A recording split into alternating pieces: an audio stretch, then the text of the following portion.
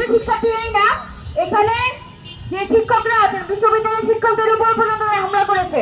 আমরা ঢাকা বিশ্ববিদ্যালয়ের যে চট্টগ্রাম পরিবার তাদের পক্ষ থেকে এই ন্যাক্কারজনক হামলার তীব্র নিন্দা ও প্রতিবাদ জানাই। একই সাথে বলতে চাই, আমাদের যে ধ্বজভঙ্গ প্রশাসন, আমাদের যে মেরুদণ্ডহীন ইন্টারিম গভর্নমেন্ট, তাদের দিনের পর দিন নীরবতা এবং তাদের ব্যর্থতার কারণে আজকে চট্টগ্রাম বিশ্ববিদ্যালয়ে এই হামলাটি, এই ন্যাক্কারজনক হামলাটি আমাদের দেখতে হলো।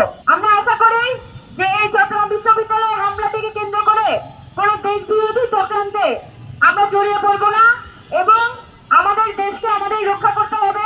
এই যে একটা অন্তর্বর্তীকালীন সরকার এবং অন্তর্বর্তীকালীন সময় চলছে, সেই সময়ে দেশের ইউনিটি রক্ষা করা এবং আইন শৃঙ্খলা পরিস্থিতি স্বাভাবিক রাখা আমাদের দায়িত্ব। সেই জায়গা থেকে আমাদের ইন্টারিম গভর্নমেন্ট যে ধরনের নীরবতা পালন করছে তা আমাদের জন্য অত্যন্ত দুঃখজনক। তো আমরা আশা করবো যে এখানে চট্টগ্রামের এই চট্টগ্রাম বিশ্ববিদ্যালয়ের শিক্ষার্থীদের উপর যারা হামলা করেছে, শিক্ষকদের উপর যারা হামলা করেছে, অতি সত্বর তাদেরকে গ্রেফতার করতে হবে এবং ওই উক্ত এলাকায় আইন শৃঙ্খলা পরিস্থিতি খুব তাড়াতাড়ি স্বাভাবিক করতে হবে।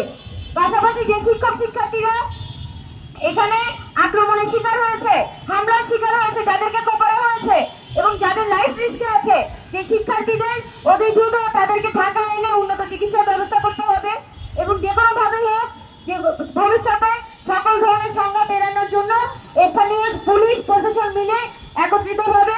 এক্সট্রিম মশার কয়েল প্ল্যান্ট ফাইবার দিয়ে তৈরি, তাই সহজে ভাঙে না, সুগন্ধিযুক্ত ও নিরবিচ্ছিন্নভাবে জ্বলে। ডেঙ্গু, চিকুনগুনিয়া বাহি সহ যে কোনো মশার বিরুদ্ধে দেয় এক্সট্রিম সুরক্ষা।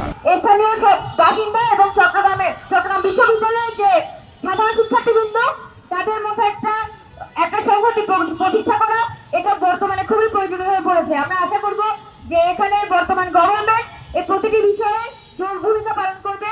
আর নীরবতা আমরা দেখতে চাই না। আমরা বর্তমান প্রশাসন এবং বর্তমান সরকারের পক্ষ থেকে অতি সত্বর ব্যবস্থা চাই। অবগত আছেন, গতকাল রাতে চট্টগ্রাম বিশ্ববিদ্যালয়ে